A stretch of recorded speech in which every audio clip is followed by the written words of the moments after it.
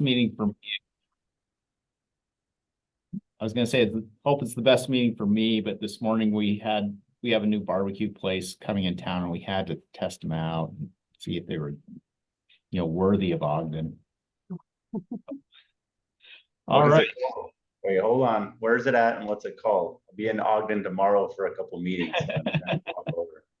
They aren't open yet. It's called Black Sabbath Barbecue. I think they're in Clearfield.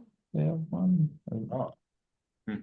I just had the best Philly cheesesteak of my life today at Vito's in Bountiful. Oh, wow. They're only open like 2 hours a day. Yeah, Allie is correct on that. Vito's is the best place to get a cheesesteak, at least in Davis County. Yeah, that was amazing. All right, so welcome everybody. We're going to start with our roll call, and Allie's going to give the roll. So go ahead, Allie. Okay, keep your wits about you. You ready? Bountiful City. Crickets. Box Elder County. Marcus Wager. Bragg. Brigham City. Centerville. Okay, get present. I'm moving North Salt Lake up because we're technically City of North Salt Lake. Sherry's muted, but we've got Sherry, Mackenzie, and me. Clearfield. Brad McElrath. Here. Spencer Brimley. Tyson Stoddard. Clinton. Davis County. Farmington City. I'm here. Dave Peterson. Lyle Gibson also. Far West. Bob Blinn for Mayor Fippen. Fruit Heights. Harrisville. Glenn Gamble. Hill Air Force Base. Hooper. Kaysville. Come on, where is everybody? Layton City. Weston Apollonie. Llewellyn Grandy. Marriott Slaterville. Mida. North Ogden. Ogden. Barton Brierley. Brandon Ripien. Perry. Plain City. Pleasant View. Riverdale. Where is everybody? Happening. Roy. Steve Parkinson, Roy. South Ogden. South Weber. Lance Evans. Sunsets. Syracuse. Uinta. Washington Terrace. Weaver County. Commissioner Bolos, I'm here. I do have a meeting that I'll have to be stepping out before this is over, but I'm here. Great, thanks, Commissioner. West Bountiful. West Haven. West Point. Willard. Woods Cross. UDOT. Ron Halverson, Region 1 Planning Manager. UTA. FHWA. And WFRC. I'll cover the WFRC people. We've got Jordan Chandler, Jory Johnner, Lauren Victor, Che Mosqueda, Ben Withridge, Bert Granberg, Josh Reynolds, Tim Watkins, Matt Ryan, Ed Knowlton. I think that's it. Okay, if anybody joined late, just put your name and your organization in the chat. All right. Thank you, Ally. Appreciate everybody being here. First item is approval of the February 21st, 2024 minutes. I'll entertain a motion to approve. So moved. Is there a second? I second that. Okay, so this is how we vote. All in favor, stay silent. Any opposed, speak up. Okay, the minutes are approved. So we have a treat. We have Lyle Gibson from Farmington City is going to give us a highlight of what's going on in Farmington. So go ahead, Lyle. Okay, I'll see if my screens work here. Give me a second. While I'm pulling this up, I just want to remind the group that Dave Peterson volunteered to do this. The beauty of his position, he's able to delegate and assign. So he's been out of town longer than even I was with the EPA, but I think we're prepared to share some of the fun we're up to. So let's see, can everybody see? I saw the eclipse in Indiana. It was awesome. Wow. How long do I have to go through this part? You want me to take 3 days, 5 minutes? I was planning about 10 minutes. Is that 9.5 minutes? 9.5? Yeah. Okay. Well, so we're just giving a quick overview of some of the stuff that we've been up to, for better or worse, in Farmington. I think for the most, where we are busy is mostly in our station area. So if you're familiar with our community, I think probably everyone on here is at least partly, right? You've got Station Park, which is this area on the bottom of the screen in red that's essentially built out. And that's right up the Park Lane interchange there at I-15 and 89. So north of that, there's a little bit built along the north side of Park Lane, but we've got about 350 vacant acres right up against the west side of I-15 that we've been working on. So this is the stationary plan that was finished and approved, and essentially it represents about 4,000 new residences in Farmington, which is for us enormous, based on the size of our city. Most of those will be in apartment units. There are some townhomes that we're seeing coming in and that are being proposed that we're expecting. Mostly there's a new interchange coming off I-15 as well that's under construction currently by Utah, excuse me, by UDOT at Shepherd Lane. We're expecting to see retail in that area together with some mixed throughout the project. And the blue areas are office location where along I-15 primarily we're hoping to see office. So probably the caveat on that is office is not coming as fast as we would like. Still hearing at least from development communities that post-pandemic, it's tricky to get people coming in and filling that out. So they're still committed to it. We're seeing a little bit of variation, I guess, and maybe how that's coming together. We'll see what actually happens, and we're constantly kind of working with them on. So just to kind of see what that looks like again, this image on the left is old, and you can tell, you know, the amount of development that's already occurred on the right around this area, but it just shows a different visual. You can see through the transparency where Station Park's at on the top side of the screen. And then roughly kind of what we're envisioning, we'll kind of fill in behind it around the station area. So currently under construction in this area, we're residential's coming first. I don't know if that surprises anybody here, but that's what everybody's interested and willing to do right away. The city has been working on some major road infrastructure and utility infrastructure. So running north and south between Shepherd Lane and Park Lane is the city's biggest public works type project ever.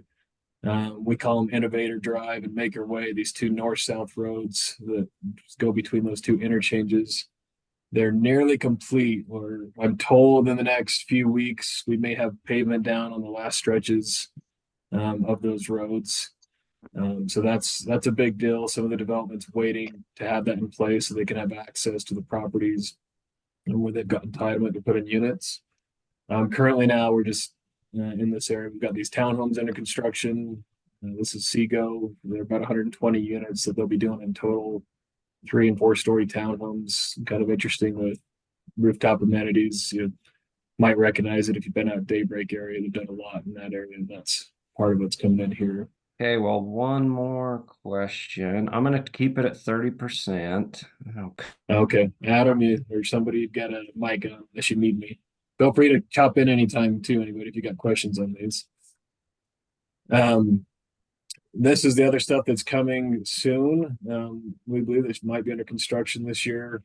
This is down off of Park Lane, the south end of that site where typical, I suppose you could say, Maverick commercial construction, and then we'll have some apartments coming in place here with the Everly. It's about 407 units over about 17 acres there, the southwest portion of this area. Some of the other stuff that's a little bit further out, depending on who you ask and which day, they're always juggling their financing and when they think they're going to be ready. But another 400 unit apartment. This is a building with a wrapped parking deck. So that's kind of unique in Farmington to have that intensity of development where we have parking structure and it has the units wrapped around it. Next to that, Wasatch Development's proposing, again, primarily residential, another 450 units. This is a mix of towns and your apartment buildings. You see the concept architecture there. That street on the right side of the screen is, we call it Maker Way. It's up against some of our big office development we're hoping for. So they're putting some ground floor retail in front of a podium parking, and then residential on top of that. Some of the construction style we're seeing. And apart from waiting for roads and infrastructure, they're fighting with Army Corps and wetlands still. So just, I think they're still trying to figure out, despite recent Supreme Court decisions, on how that all shakes out. We got a lot of wet areas in this part of town, but it'll be fun for development. Lyle, are Yeah. they gonna be rerouting the trolley system once these are all in place? That's something that we've talked to UTA about. In fact, we just finished up a transportation study through the area, and UTA was part of that. We'd considered either rerouting it or adding a second circulator type system that might come up into the area. Our original plan was to reroute it and just enlarge it. What UTA is proposing, at least initially, is they may reroute another. I always get these wrong. I think it's the 452, one of the major north-south Ogden-Salt Lake bus routes. Actually pulling it through this site so it would have 15-minute headways that feed this area. And then the circulator, it's going to require that the development come in first before that might be considered. So it's on the table, but alternate methods are being looked at first. What kind of bribes did you have to give UTA to get that circulator route? Say that again, Ali, I'm sorry. What kind of bribes did you have to give UTA to get that circulator route? Because we have such trouble. They just keep shutting down all our routes in North Salt Lake. Well, I could maybe have Dave fill in the terms, but essentially the city pays for that service for the circulator route. So that's a big piece of it that keeps it running. It's a city, lagoon, station park. It's a collaboration of, and it's been pretty successful during the summer months. So, just one comment about the Maverick. It was pushed closer to the street, and you know, it's how we had them and put the park and the fuel lines behind, which it took some doing to do that. But we found a Maverick in Logan where they did this. And we keep pointing to it when we're going through their approval process. Well, you can do it for Logan, you can do it for us. So anyway. So keep doing good examples so we can tell everybody we want it like Ogden or North Salt Lake or you name it. Right? So Stack is the major property owner in this area as far as the amount of acreage that they control. They're towards the north end, more towards Shepherd Lane. So they have entitlement and they've committed to do a lot of office with our agreements with them to date up against I-15. This is their first one that they brought in that they're hoping to build. About 6 stories, 180,000 square feet, 30,000 square foot footprint. But again, this is, they came with and been proposing, but we're seeing them struggle to get tenancy and financing to start on these buildings. So that's the challenge that we're dealing with, is how to get these. And we're trying to hold them as a city of do more of this first before you can do too much residential. And you can imagine the conversation as well.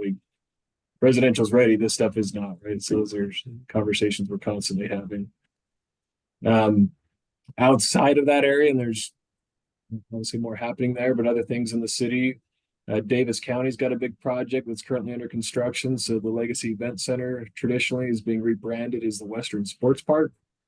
So they've moved all their equestrian off-site to other facilities, the traditional county fair, and they're expanding the building and turning it all into essentially a youth sports complex. So the basketball, wrestling, volleyball type tournaments and other things can be hosted here in addition to the outdoor playing fields. And they continue to champion that will also be large enough to host high school graduation events so that some of the schools in Davis School District don't have to go so far to host those. They're expecting to open that fall of this year. So it's pretty well underway. And we'll see if they hit that. Can't talk about Farmington without talking about Lagoons. So just Lagoon's always doing something. This is their newest ride, Primordial. If you haven't tried it, kind of interesting. Just finally opened late last season. Currently this year, they're in theory going to be opening up a second entrance into the park. So I would say new entrance, and people think they're going to shut down the old one. Well, that will stay. And then you'll have an alternate way to get into park off of Park Lane. So hopefully that's up and running. They've got some other smaller things, replacing buildings that were taken out by fire a few years ago, under construction on the Midway, and other things happening in the park. And we've had a lot of stuff from freeways happening with West Davis Corridor opening. This is the Shepherd Lane project that's under construction now. And of course, the Shepherd Lane is finished or further along. That'll transfer some of their work to Park Lane, where UDOT will be adding some pedestrian infrastructure, which is long overdue. So that's happening. You can kind of see the timeline on the right of the screen is the latest I've seen with it. It looks to me like the pedestrian stuff on Park Lane will actually happen a little sooner than I originally thought as far as the project timing. But so that'll open up, and again, it's going to push a lot of that retail towards that Shepherd Lane interchange. We're dealing with I-15 widening like a lot of the rest of you. I probably won't speak too much on that, but just a couple of impacts within our community. And apart from all the new, Farmington's making pushes as well to help with some historic preservation efforts. So largely, and Dave's been a huge piece of this, pushing to help with our Main Street district and some enhanced conservation, including it as part of a local landmark district on some of our buildings.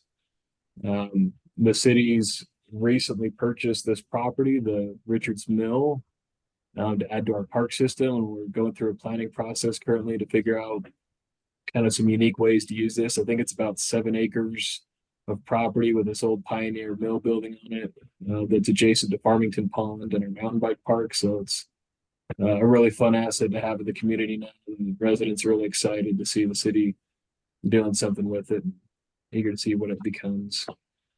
And by silent vote, as Barton calls it, if you like the building on the right more than the one on the left, speak up. Otherwise, we know you like the left side. We're working to find mechanisms and funding to restore some things within the community to what they once were.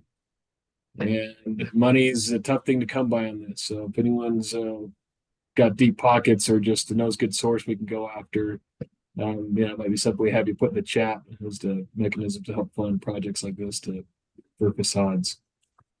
And then the city's working on a general plan update that we're just barely starting. So it'll be a big comprehensive overhaul and update of that. We've done lots of components separately over the years. It's just time to kind of look at it all collectively and clean it up. that's my presentation. I went a little over my 9.5 minutes, but unless anyone's got questions, All right. Thank that's you. it. That was great. Appreciate it. Wow, lots going on. And I really appreciate these presentations. Just so everybody knows, item 5B is on our agenda is having someone volunteer to do the July 31st presentation. So the way we do it is we sit in awkward silence until somebody volunteers, as long as that he's that.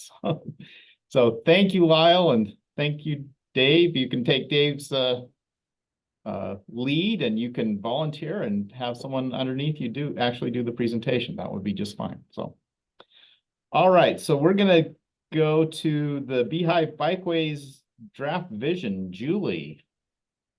Can I mention something real quick? Yeah. The chat is not open to where we can send it to everyone. I'll fix that. So if people need to put in their roll call, that'll need to be opened up. Allie, it sounded like you were wanting to do the next presentation too. Is that what you were aiming at? Sounds like you're gonna have to find a new chair of your planning commission, Jeff, if you keep talking like that. I think Davis County should do an update. Why Yeah, should there the you- county be exempt? Hey, we're still trying to Get the lights ride working, the apparently. convention last Saturday, so we still need to catch our breath. All right. Davis County did one a couple months ago, so I Yeah. think they're exempt for Yeah. 4 years or something. The county is not every city in the county, though. That's the point. All right, Julie, go ahead. Okay. Before I start, I'll just say Farmington, I like the one on the left better, but I couldn't send you the chat. Let me share my screen. And we'll just give a brief overview of where we are in the Beehive Bikeways. So as a reminder, the Beehive Bikeways initiative, right, is this network of family-friendly bikeways that are connecting to everyday destinations like the Wasatch Choice Centers. We want to get more people to travel by bike for more reasons more often. So we're trying to connect jobs and education and parks and these everyday destinations. So that means here's northern our MPO area. And so here are the Wasatch Choice Centers we have. The idea is that there's lots of routes that we have planned and existing, whether those are on-street facilities or off-street trails connecting the region. And what the initiative is doing is really placing emphasis on a select group of network that can be people-friendly. So this is separated from traffic that you would feel comfortable riding with your small child, for instance, on. We started discussions with you as cities in the county back in the fall at the workshops that we held. If you remember, we had the maps and the markers, and you were kind of telling us what routes that you were interested in as a community and as the county and exploring further. We've been refining that draft map. And that, I guess someone's going to probably drop it in the chat. You can either get to it from our wasatchchoice.org website if you go down to visions and plans and then Beehive Bikeways. But there's also did someone drop it in the chat yet? Yeah. I'll drop it in afterwards. And so you can explore the draft. The green here is what's existing, and the yellow is what we're proposing as that first round of bikeways to place emphasis on. And then what we're currently doing is two things right now. One is reaching out to every city where there's one of these identified routes to sit back down with you, remind you of what we heard in the past, and get your buy-in on sort of moving forward with this vision for separated facilities. The second thing that we're doing, and why we need your buy-in, is that we're also trying to identify resources for development and implementation. Things like helping get that first round of design off the ground, identifying resources that we can kind of set aside whether they're federal grants or our local money, and helping build the Beehive Bikeways. And so I just wanted to give an overview of where we've come with this and where we're about to go. So if you haven't heard from us in terms of setting up a meeting to kind of discuss next steps on the Bikeways initiative, we'll be doing that this week and next week, with the hope of sitting down with you in the short term and moving forward with hopefully building more bikeways in the region. And so unless somebody else has a question or somebody on our side wants to supplement what I've said, that was all I had to present.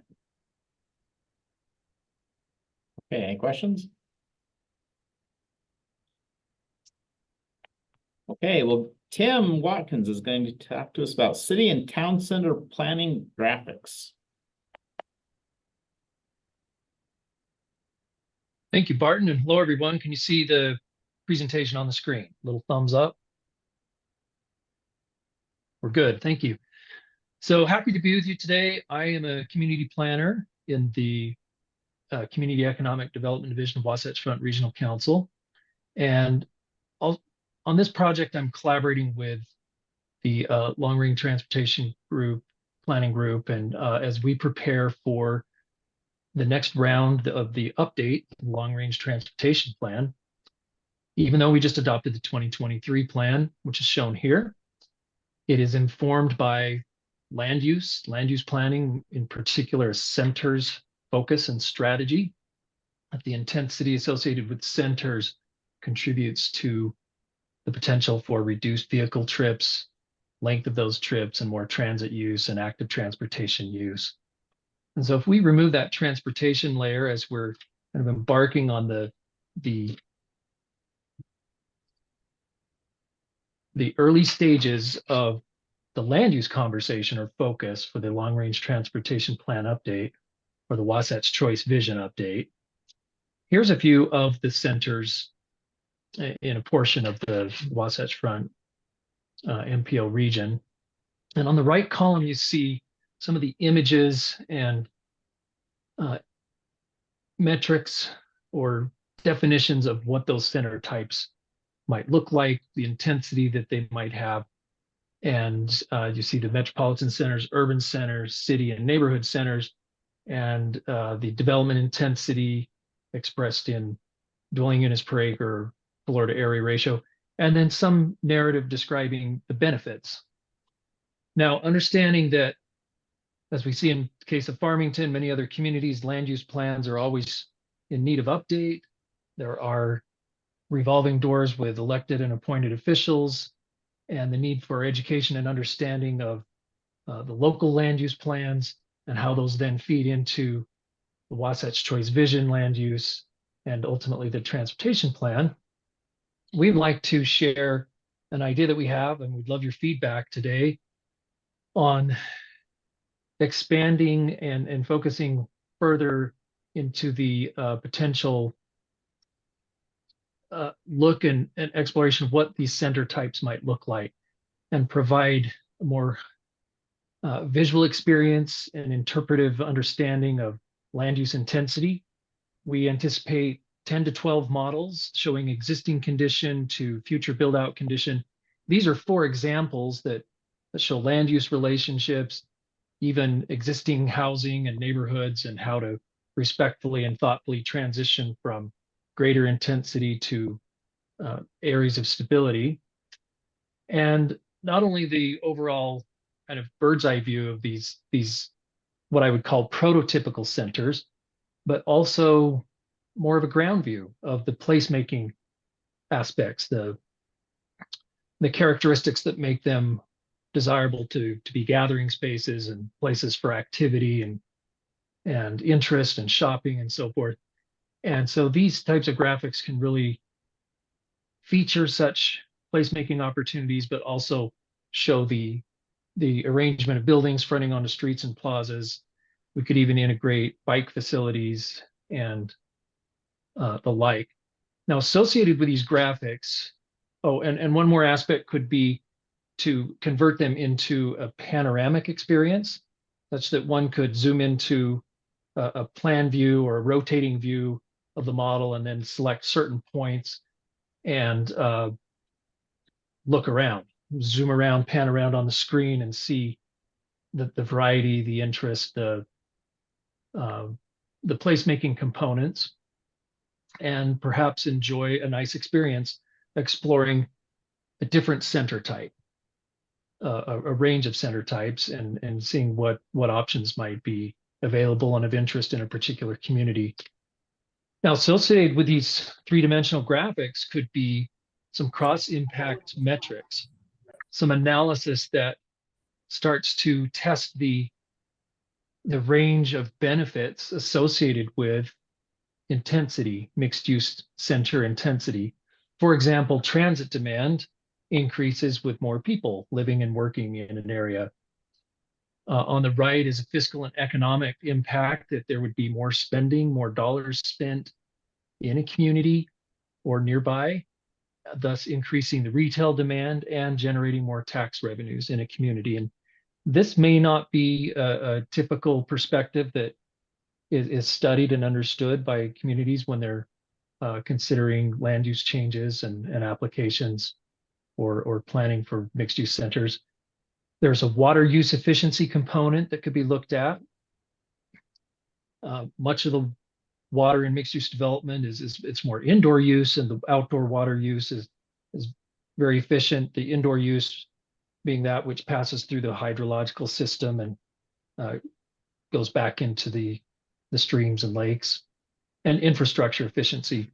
So these are the examples of, at least conceptually for now, cross-impact metrics that could be provided with these graphics, intended to support training conversations, educational conversations, or just references during land use planning discussions, whether it be with Planning Commission, Council, development review meetings with developers, and a variety of different settings. So these would be available for use throughout the Wasatch Front region and beyond. The funding source we're looking at would require these to be available statewide.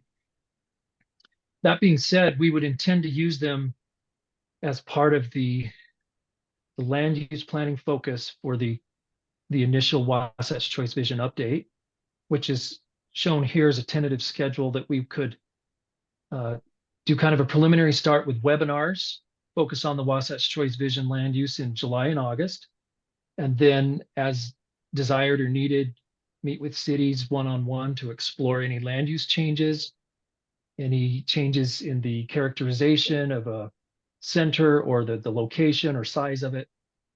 And then leading up to a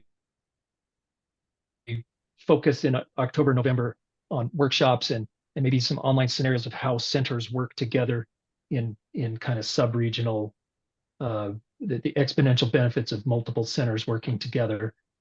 And that would conclude the land use focus to the end of 2024, providing a draft Wasatch Choice Vision plan that would feed into transportation modeling going into 2025. So with that, I'd love to hear any feedback and thoughts of what you think of this type of graphic tool set that could be available and useful in our Wasatch Choice Vision update.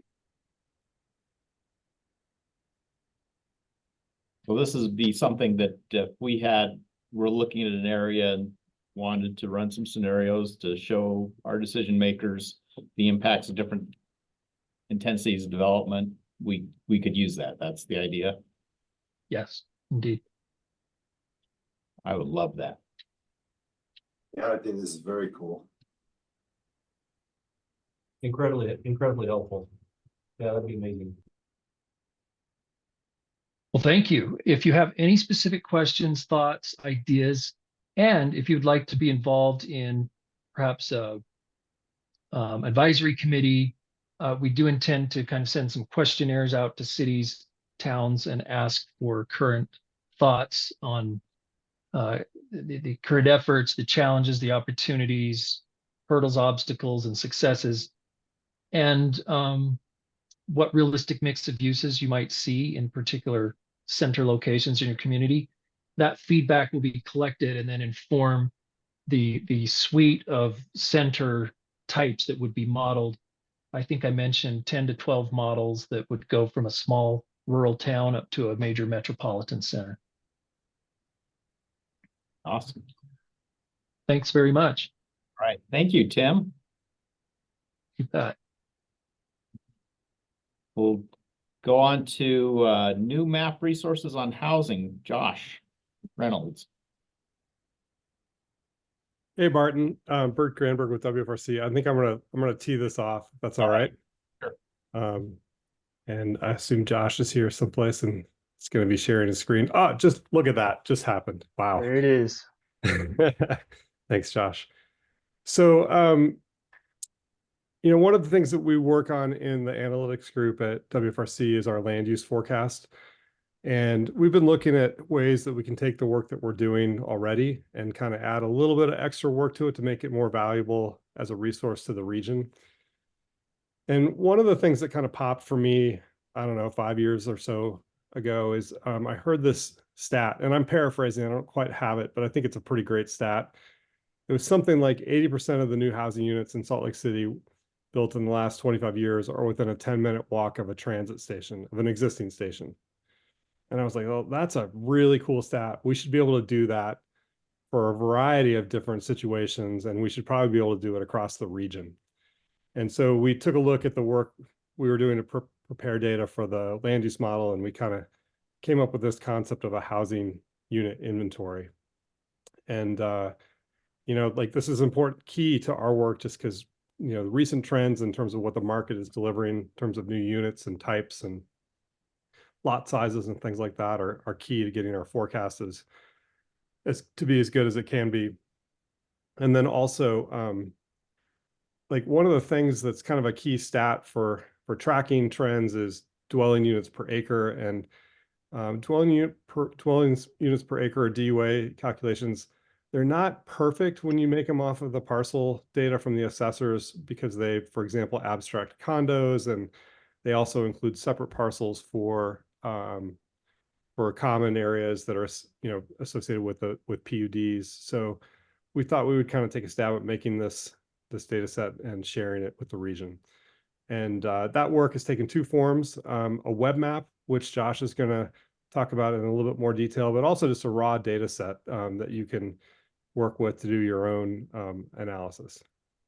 And with that introduction, we talked about how this would be what would make for an interesting presentation, and we all agreed that if I talked less, it would be a better presentation. So I'm going to turn it over to Josh.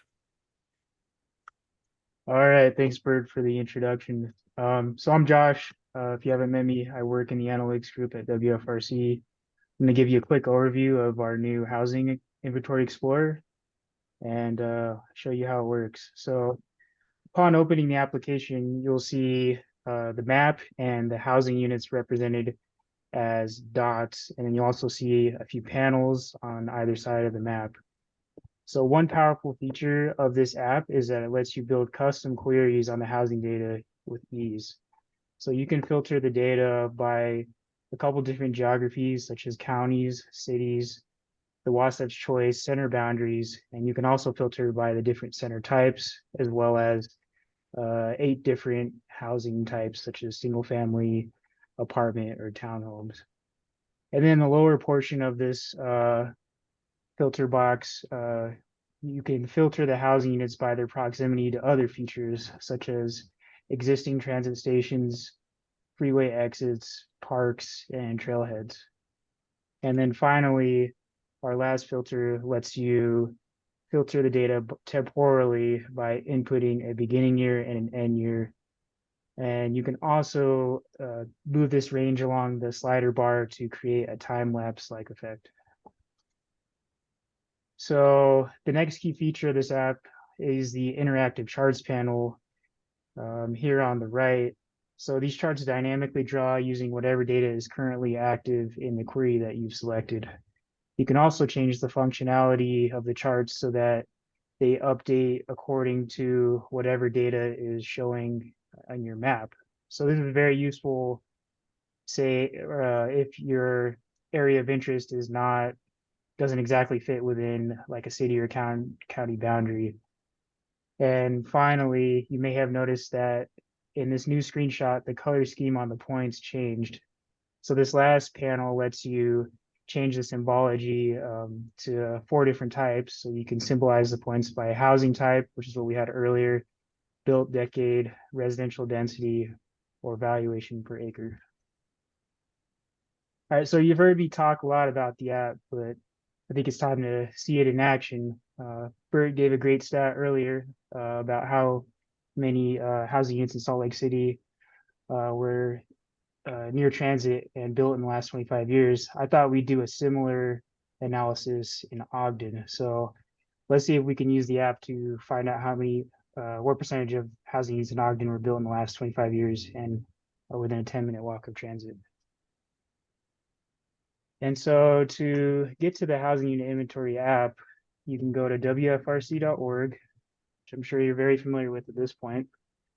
You'll go to the Maps and Data tab up here at the top, and then go to the Maps and Gallery page. Here you can check out all of our awesome apps that our staff has put together. But for today, we'll check out the Housing Unit Inventory Explorer. And so to try to answer this question that I mentioned before, first we'll filter the data using the city filter. We'll find Ogden here on the list. Here it is. And while I'm doing this, you'll notice that the charts are updating every time I change the query, along with the total units here at the top. And so I also want to get only the units that were built in the last 25 years. Since our data only goes out to 2022, I'll pick 1997 as the beginning year. And then you can see that there are about 6,600 units that were built in the last 2,500 years in Ogden. Before we move on to the next step, I'll show a couple features of the map. So you can zoom in and out, you can pan around freely. If you zoom in far enough, the points actually convert to their parcel geometries. And if you want to get additional information about a parcel, you can click it and you'll get more information about it. Josh, let me just jump in for a second. So the parcel that, or the, I guess it was a point now parcel that you clicked on, that's showing the unit numbers, 146 units in that complex. So that's a value addition that we've done to the parcel data from the assessors, is actually getting the number of, getting a unit count. And then on the graph to the right, you can see, if you hover over the blue, you can see what portion of, like, the blue is color coded for apartments, and single family is yellow, and you can see sort of the utility in terms of seeing the variation in what the market's delivered in terms of housing types. Thanks, Bert. So yeah, if you're having trouble seeing some of these points, you can always change the base map to something lighter. But to continue with the analysis, I'm going to zoom back out. And we want to know, so how many of these units are within a half-mile walk transit or a 10-minute walk? And so I'm going to add a couple more filters. So I'm going to add a half-mile filter to the front runner stations and a half-mile filter to bus rapid transit. And then I'm going to switch my buffer filter conditionals to match any of the filter selections.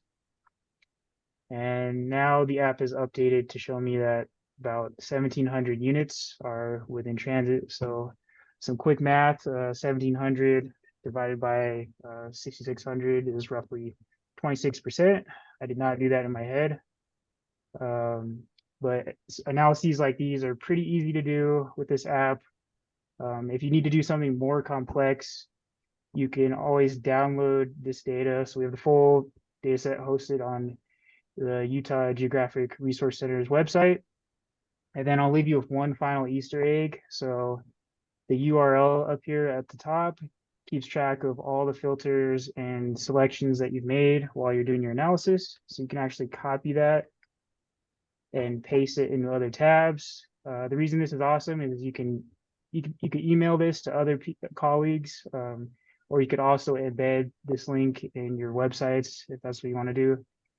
And so I'll switch back to the presentation real quick and give you some more ideas you could do with this. So while I was using the app, a really cool stat I found was that 93% of all housing units in the WFRC area were near a park, trail, or trailhead, which I thought was really awesome. And then another observation I was able to make was kind of just looking at the decline of condo construction and the more recent increase in townhome construction in recent years. And then just to wrap things up, so we plan on adding a sub-region filter, which will give you a geography that's smaller than counties, but larger than cities, and kind of just give you a different way to, or I guess a larger region to filter your analyses by. And then we'll also work on updating the data using the 2024 assessor parcels later this year. And then finally, we also hope to add Utah and Washington counties. So I have the link down here below. So this app works on desktop or mobile. And then also I'll just have a couple quick additional resources. So as mentioned before, the data is available on UGRC's website. We also have our statewide household jobs forecast, which basically shows our best estimate for where Utahns are going to live and work from 2019 to 2050 as part of the 2023 Regional Transportation Plan. It's a really awesome app, so check it out. And then finally, I have to mention the U of U Gardner Policy Institute. They do a lot of awesome work with housing, demographics, and employment. So also check out their site as well. And unless there's some questions, I'll turn it back to the chair. I've got one thing to add, and that is for the January 2024 update that we'll do late this year. We're also planning to make it up to Brigham City, meet with the Box Elder County assessor and see if we can pull some similar data, do some similar analysis, and pull Southern Box Elder into the data set as well. Okay, any other questions? I know there's some that answered in the chat there.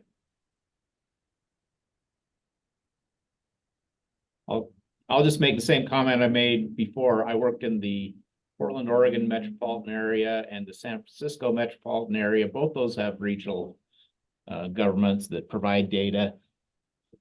WFRC knocks them out of the park. It's just the resources are so much better than. Wow, Barton, I was afraid we put everybody to sleep, but that's very nice of you to say. Yeah, no, it's great. So. All right, thank you very much. We're going to go on to funding programs. The TLC grants, Matt Ryan. All right, let me get my screen all squared away here. Thank you, Barton. Can everyone see my screen? All right. Yep. All right, so my name's Matt Ryan. I, like Tim, am a community planner here at Wasatch Front Regional Council, and I'm excited to announce the Transportation and Land Use Connection Program's 2024 awarded projects.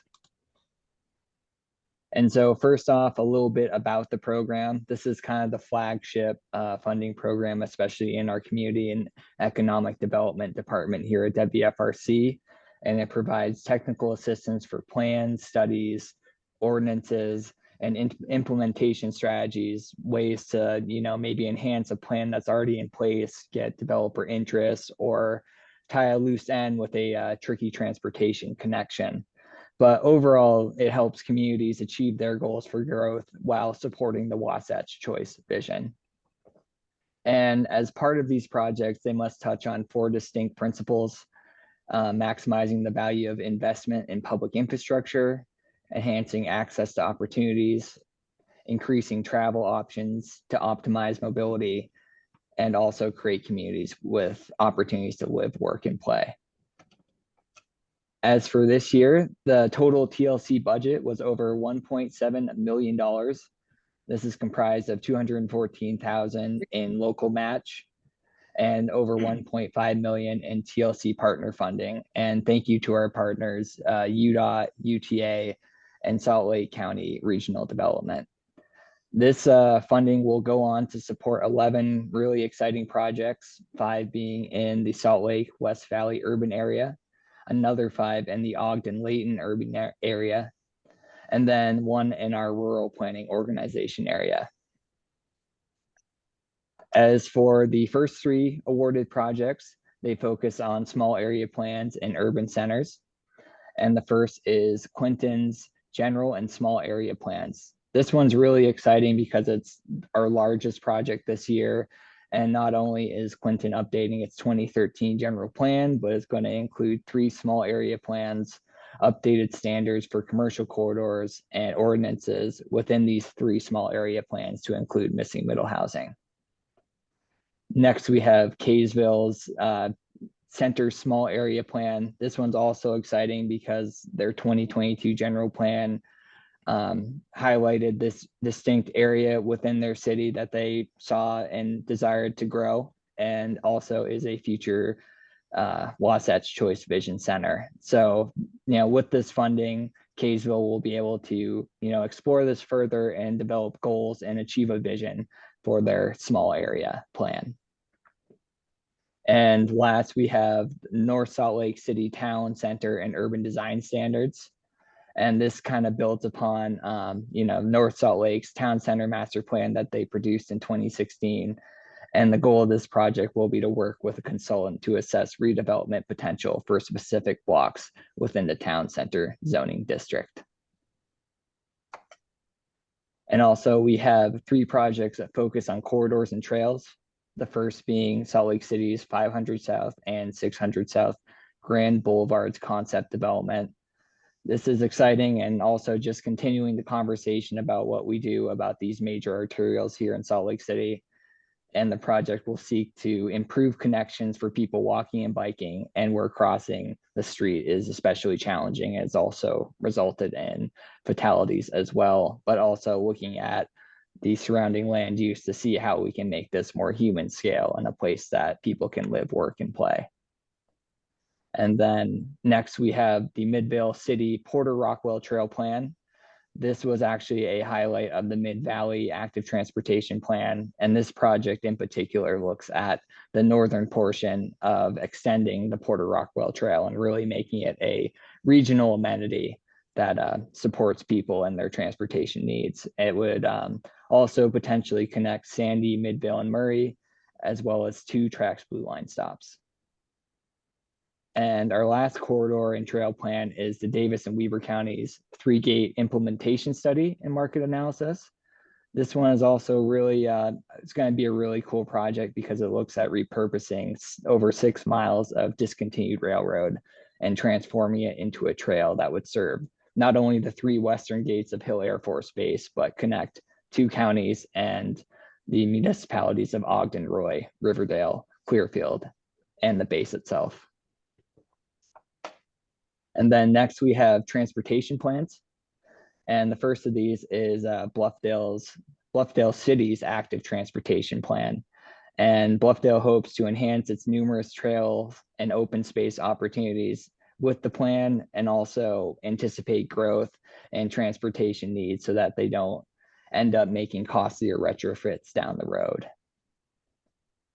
And next we have a Riverton City combined active transportation and transportation master plan, where the city aims to identify community hubs and reduce vehicle miles traveled while providing more transportation options for residents living within or commuting to Riverton.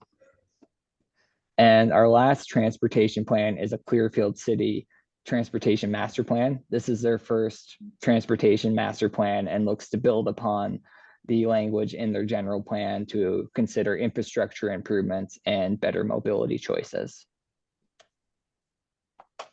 And then we have 2 plans that focus on kind of citywide special topics, including Stockton Town's comprehensive general plan and code updates.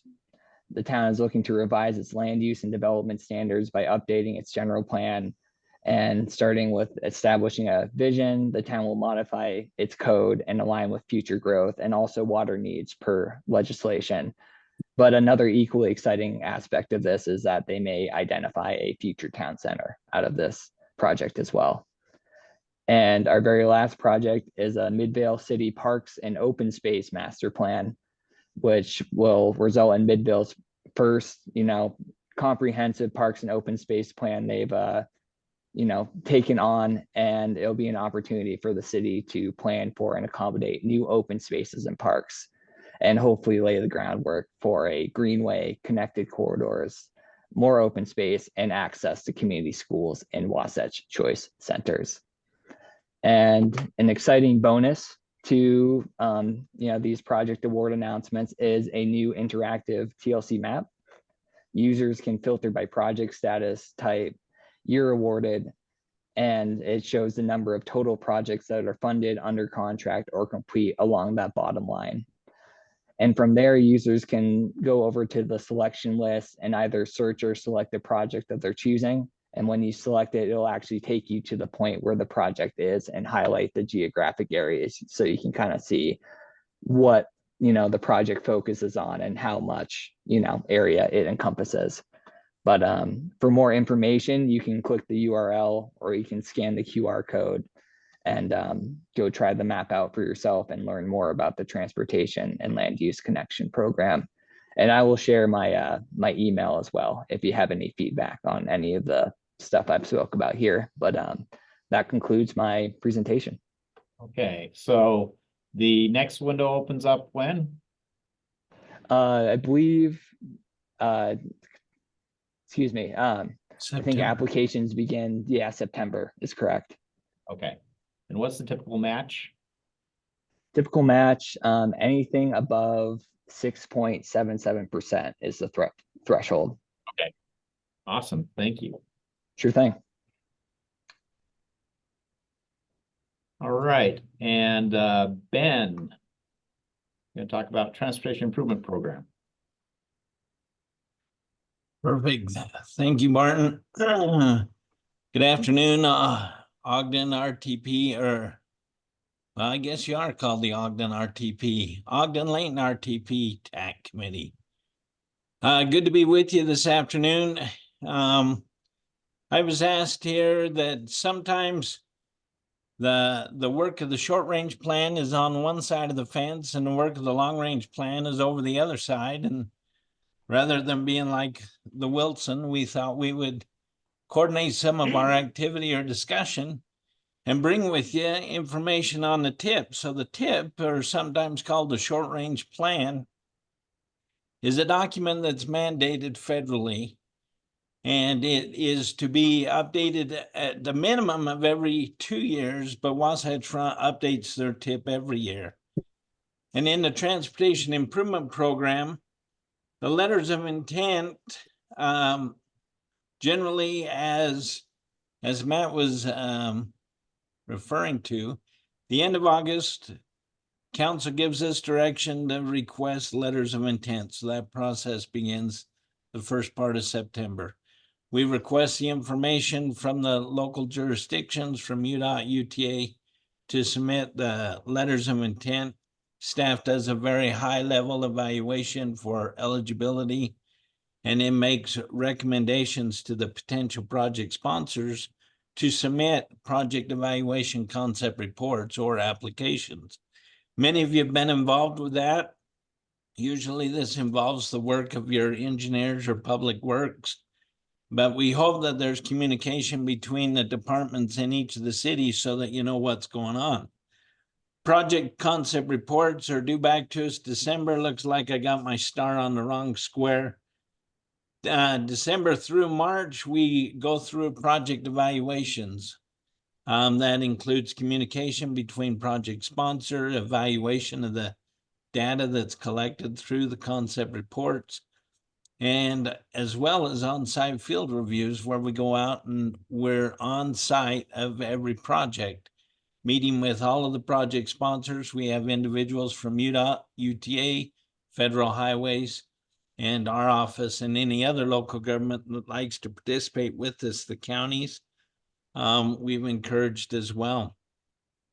So we go out, we review the projects, that information then is all compiled in, and we bring to the Transcom TAC committees in March a staff recommendation to initiate the conversation as to what project should move forward.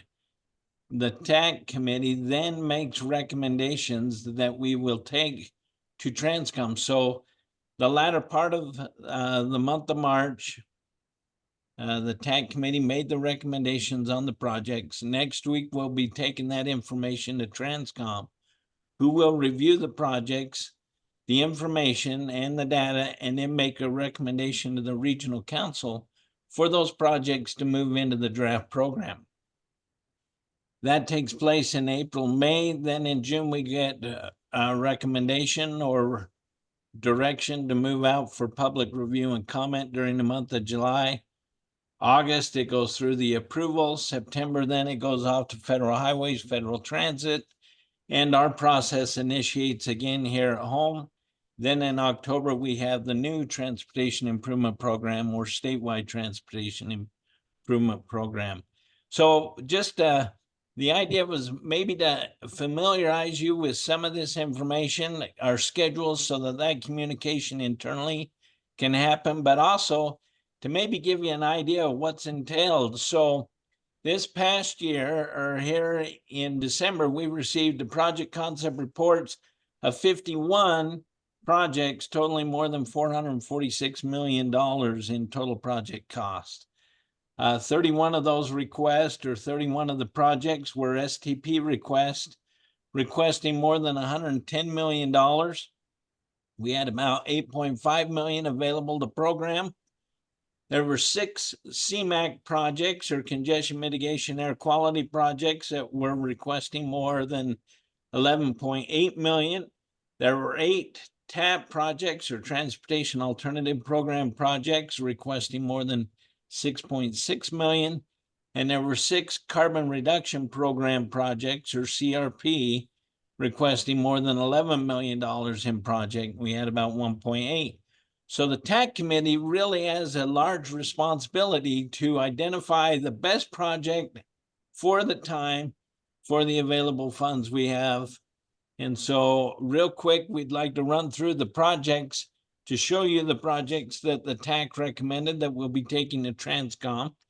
So in the STP program, there were 7 projects that were being recommended to receive some funding. We'll go through each of those projects so that you're familiar with them, or at least aware of them. First project is a request from South Ogden. This is on 40th Street in Chimes View. This reconstruction project with improvements to curb, gutter, and sidewalk. His project's between Riverdale Road and Washington Boulevard. Initially, this project was approved a few years ago for about just under $5 million for both legs of the intersection. And then as the project became to where it was in design, the project had more than doubled in cost. Now, rather than hold back the whole project, it was recommended and approved by the council that we would divide the project into 2 phases, continue forward with the construction of the 1 phase, and then request or help the cities identify and find the funding for the other phase of the project. So this request came in for the leg of the intersection there, or leg of the couplet. Request was for 5.4 plus million. Or the request was for 5.1. Total project cost was more than 5.4. And the TAC recommended that we program $2 million. And then the city will continue to look for and identify other funding resources. Next project is in Bountiful. This is a park and overpass, or it's more the Bamberger Bridge there on 5th West. This project will totally eliminate the structure and bring the separated facility up to an at-grade intersection. Project estimated cost is $8 million plus. Funds being requested was for 3.5 million. And the TAC recommended $2 million for this project. Next project in Clinton. Yes, Do you know if they're doing anything with that historic structure? yes, they're gonna tear it down. They're not gonna try to save it at all. No, I don't believe so. There might be some relics or something that they saved from it, but it's not all original. It's been updated throughout the years to try to hold it together. But Huh. that's all. That's what I know, Allie. Thank you. The next project is in Clinton on 1300 North and 1500 East. This is, or West. This is a reconstruction with minor widening project. Also improvements to curb gutter, sidewalk. Project estimated cost is 4.5+ million. This does have some federal funds already on it. The request was for an additional $1 million and the TAC recommended the additional $1 million. Next project is a project in Farmington City. This is on SR 106 or Main Street. This project goes from Park Lane to Shepherd Lane. This project also has federal funds on this project. The request so that this project can move forward was for 1.5+ million, and the TAC recommended the 1.5 million for the project. The next project is a project in West Point. This is on 7th South. This is to reconstruct with minor widening to a narrow facility to make it a 3-lane cross section with curb gutter and sidewalk between 4,000 West and 4,500 West. About a half mile in length. The funds requested was 3+ million, and the TAC recommended 1.5 million for this project.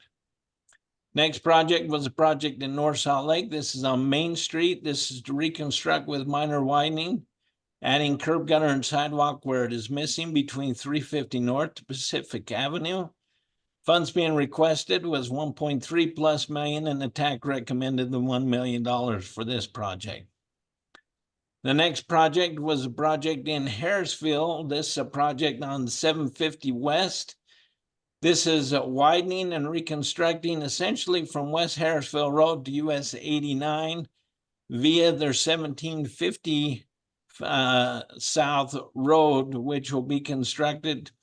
This project estimated cost is 3.8+ million. The funds being requested was 3.1+, and the TAC recommended 1.5 million for this project. That's all of the STP projects that were recommended. The next program then that we'll talk about quickly is the CMAQ program, or Congestion Mitigation Air Quality Program. This is a program that must demonstrate air quality benefits. And so these projects are a little more restricted. There were 6 projects that made application, and there were just 3 projects that were recommended funding for. The first project there is a project in Ogden City. This is to expand their bike share program through various areas in Ogden City. Funds being requested were 589,000+.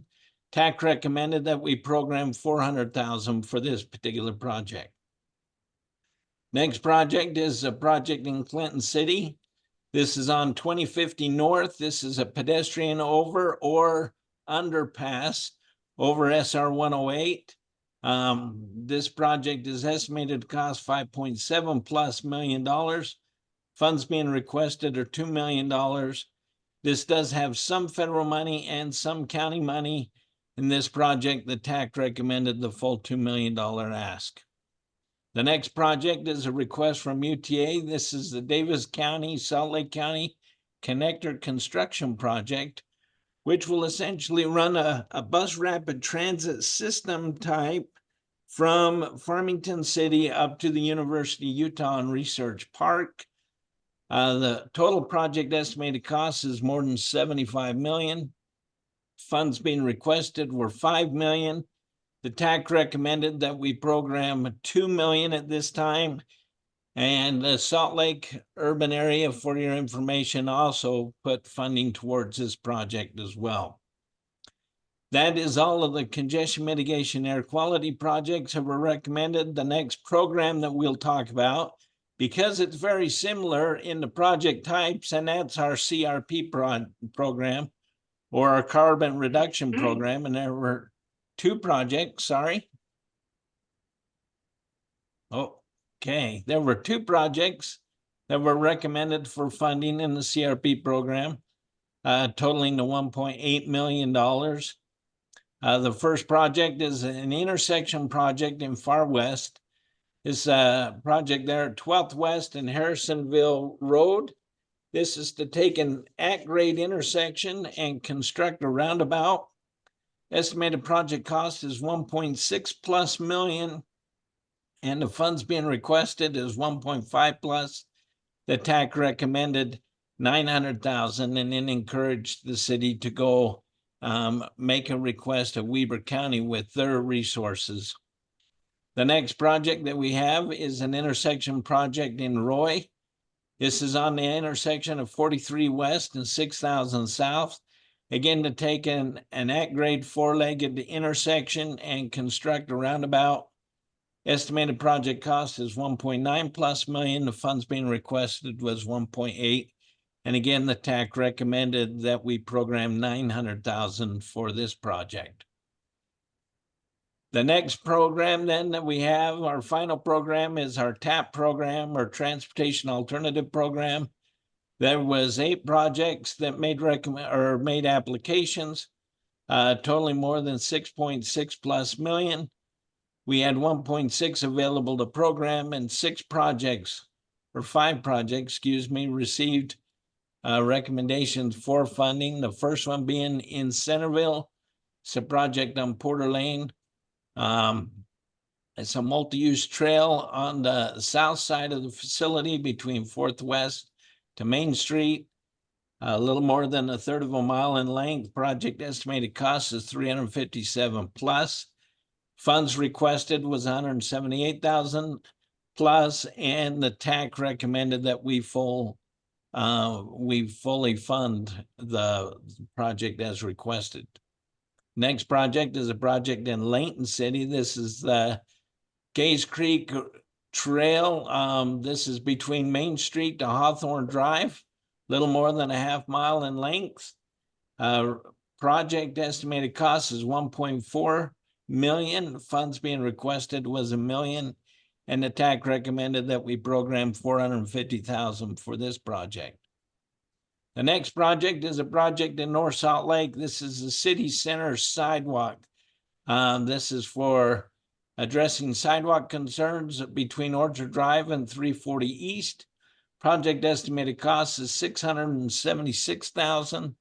Funds being requested was a little more than 560,000. The TAC recommended 265,000 for this project. Next project was a project in North Ogden. This is on the North Ogden Canal Trail crossing. There are several crossings as you can see there, 3100 North, 1050 East, and 2750 North, as well as Mountain Road. The project total cost is estimated at about 800,000. Funds being requested was 720,000. The TAC recommended that 300,000, and this is one project that portions can be completed. The next project is a project in Hooper. This is for the Hooper Slough Trail. This is an estimated project cost of 1.1+ million. Funds being requested was 960,000 plus, and the TAC recommended 400,000 for this project. And that is the last project of the programs for the TAP programs or any of the programs that were recommended. So these projects now will be presented to Transcom next Thursday, a week from tomorrow. And then Transcom will make recommendations to the regional council for their review and approval into the draft program, at which time we will prepare the draft transportation improvement program to go out for public review and comment, as I pointed earlier. And then in August, it'll come back through the TACs and the committees for approval. And then we'll begin the process all over again. Any questions? Thank you, Mr. Chair. All right. Thank you, Ben. Appreciate that. Okay, next item of business, DWS hosting moderate income reporting. I know they are, but I don't have the details. I don't have the details on that.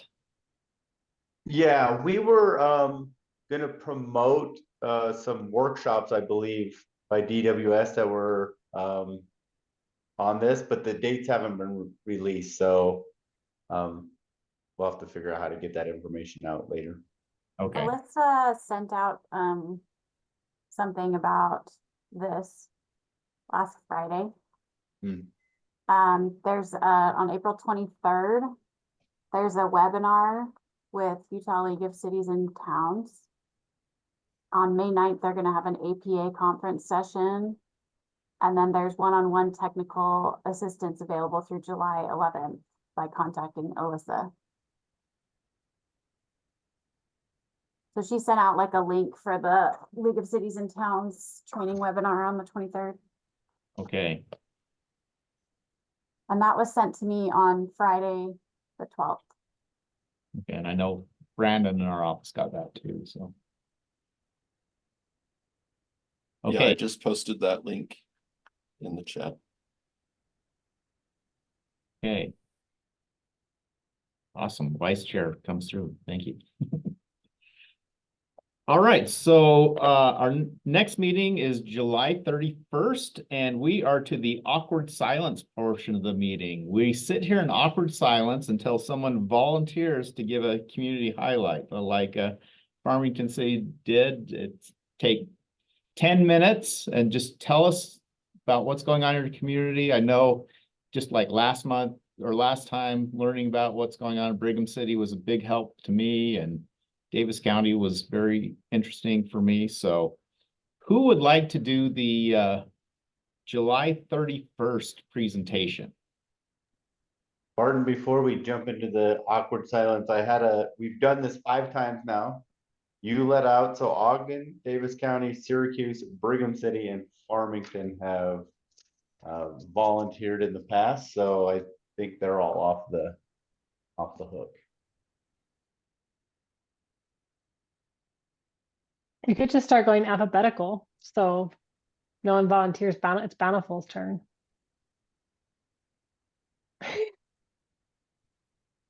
Unless Julie there's a loves city awkward that's, silence, so this is I a fun hate one. awkward silence.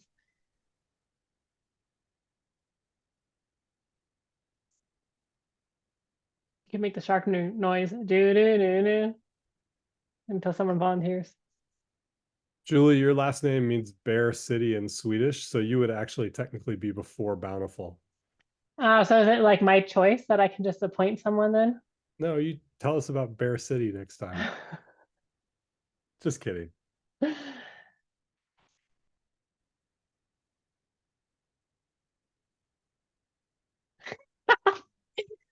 Literally the only person who has our camera off is Farmington, and they already went. So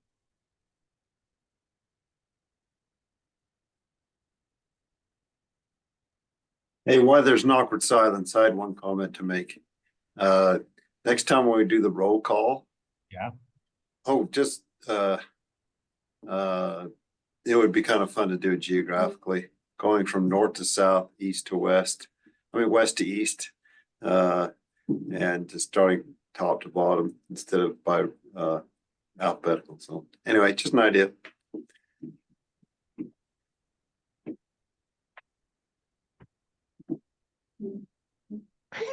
And applying that same logic, it might make sense to alternate between Davis and Weber County for the community spotlights. oh, Good point. So Davis County did it this month. Woo! Oh, we also have Box Elder County, of course, they did it last month, so. They did. Let's see, who we got in Weber County here that we can pick on? Yeah, Steve I Parkinson. could tell you what's going on in Perry, but they may not like it. Steve, Steve, was I hearing a volunteer for Roy? Was that? Yeah, Steve Parkinson and Roy, I think he wants to do it. Agreed. Hey, Brad. No. I did it two years ago. I know, and a lot has happened in 2 years. I want to know what's going on. I've gotten older, I've gotten fatter. That's about all there is. I think I saw Scott Hess on here with North Ogden. I vote Scott Hess, North Yeah. Ogden. I would love to know what North Left, Ogden's uh, up to. Scott could do it, or Ryan. Weaver County can July do it. 31st. Hi, Scott. Hey. July 31st, Scott, you in Hey. for that? Yeah, we can do that. All right, thank you. Oh, Julie is now not tortured. All right. Okay, thank you, everybody. That's all we have for today. We will see you July 31st, our next meeting, and have a great rest of your day. Hey, see you later. Hey, everyone. Bye, everybody. Yeah.